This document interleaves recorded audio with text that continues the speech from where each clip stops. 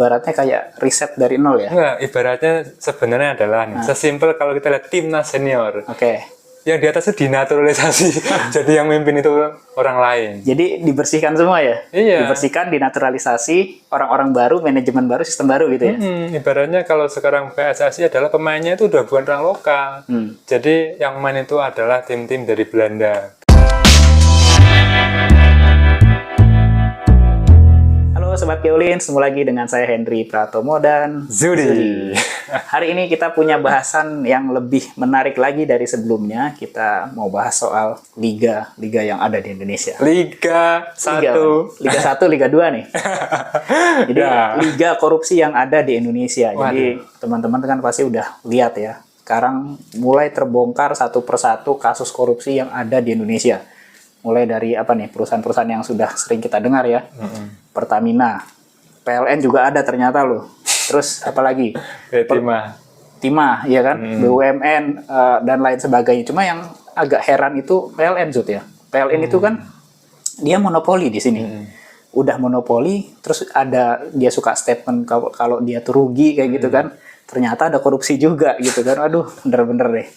Padahal nggak punya kompetitor, nggak punya ini, dia bermain tunggal gitu ya. Tapi ya itulah di kita yang terjadi ya. Semuanya itu jadi kayak lahan basah, lahan yang bisa diambil korupsi segala macam. Nah, kalau dari sisi lo sendiri, Zut, lo melihat ini seperti apa nih? Dan kira-kira dampaknya ya untuk masyarakat Indonesia ini gimana? Oke, nah jadi kalau menurutku sebagai rakyat jelata, yang pertama adalah seperti apa kata SBY dulu? Saya prihatin. Saya prihatin ya. Iya, ya karena apa? Ya tadi kalau misalnya sampelnya adalah PLN itu memang jujur aja kaget aku ya, kok bisa gitu sampai segitunya gitu ya. Terus ada lagi PT Timah yang ya mungkin nggak monopoli lah ya, karena Timah kan ada lagi yang lain, cuman kan besar banget gitu juga kayak gitu. Terus yang terbaru adalah Pertamina kan masih baru lah ya. Itu yang dioplos itu ya sampai 1.000 triliun. Nah, jadi kalau menurutku memang gini sih, orang itu mungkin masalah lingkungan kali ya. Jadi nggak cuma di perusahaan-perusahaan plat merah, di swasta itu juga sebenarnya ada.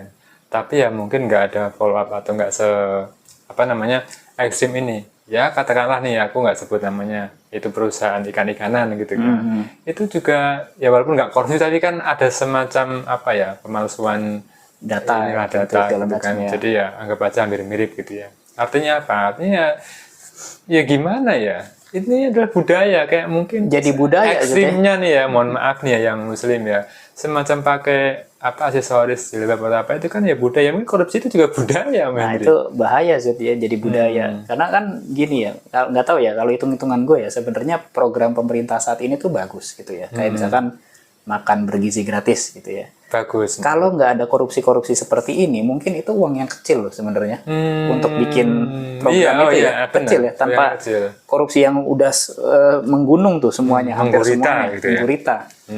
Jadi akhirnya apa dampaknya itu ya kita juga kan, sama kan? Betul lah. Sebenarnya kan sesimpel Indonesia itu makmur.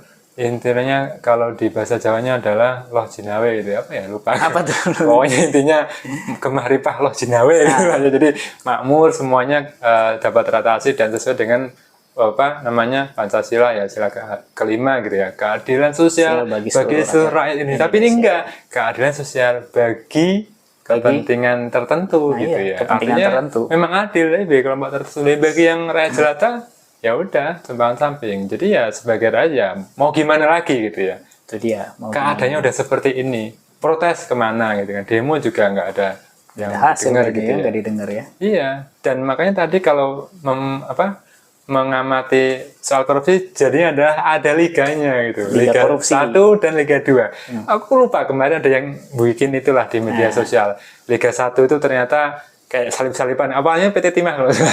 Kemudian dia disalip sama Pertamina gitu, naik ke peringkat teratas gitu. Jadi dan itu pun agak miris gitu ya. Orang itu saya bilang korupsi itu udah bukan miliaran, triliunan gitu. Di total jadi kuadriliun. Ya walaupun sebenarnya ada yang bilang apakah itu nominal benar atau gimana, karena ada yang menghitungkan dampaknya. Ya, itu dampak tuh kayak value keseluruhannya. Jadi barunya dinilaikan, oh ini kalau ini jadinya sekian. Jadi bukan uang gelondongan itu enggak, tapi kayak dampaknya itu seperti itu. Ya mungkin sama.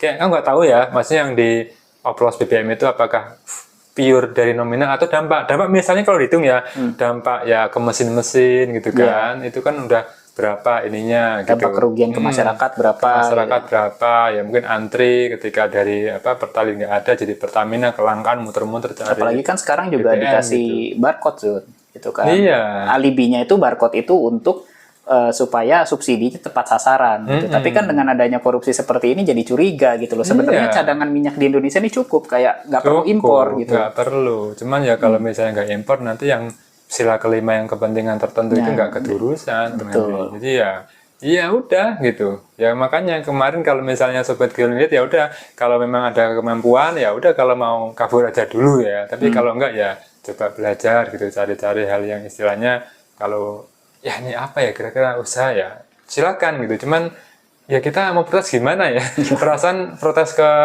sana ke government itu nggak ada hasil. Nggak ada hasil karena ya sudah, sama aja. Ya mungkin ada lah ya kayak kita sesimpel gini deh, ya udah kita jangan korupsi bagi diri kita sendiri gitu kan. Nanti kan dibangun dari situ, anak-anak kita, saudara-saudara kita, insya Allah gitulah ya, semoga hilang gitu korupsi. Nah, jadi dari kondisi yang ada ini Sud ya, sebenarnya dampak yang paling terasa itu kalau menurut gue ya, itu jadinya ke inflasi Sud.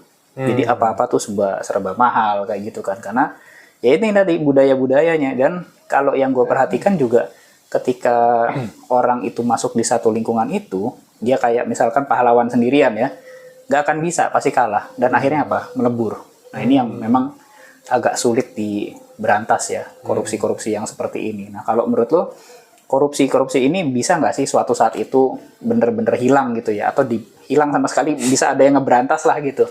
Kira-kira bisa nggak gitu?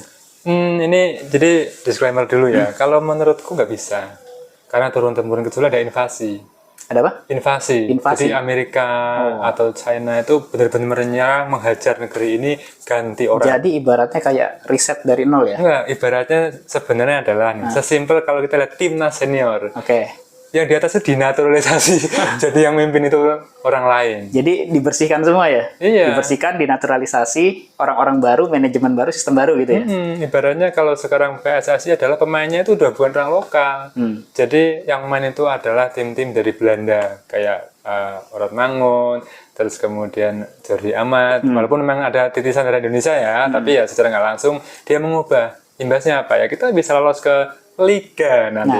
Liga apa? Liga Dunia gitu ya. Kali tadi kan kita ngomongnya Liga Korupsi gitu ya. Artinya apa? Liga itu nanti hilang jadi Liga Kebersihan.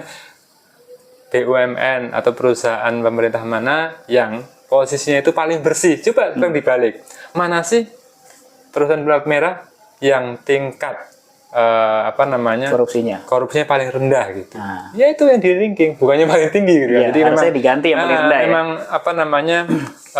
kelakarnya warga plus 62 itu memang unik sih. Memang benar. Ya itulah. Jadi ketika ada itu nanti ya mungkin di ranking aja yang paling bersih aja. Jadi kita berikan award gitu kan. Ini loh bagus banget perusahaan ini, free dari korupsi. Ya itulah, jadi itu kalau misalnya mengharapkan hilang itu nggak mungkin ya.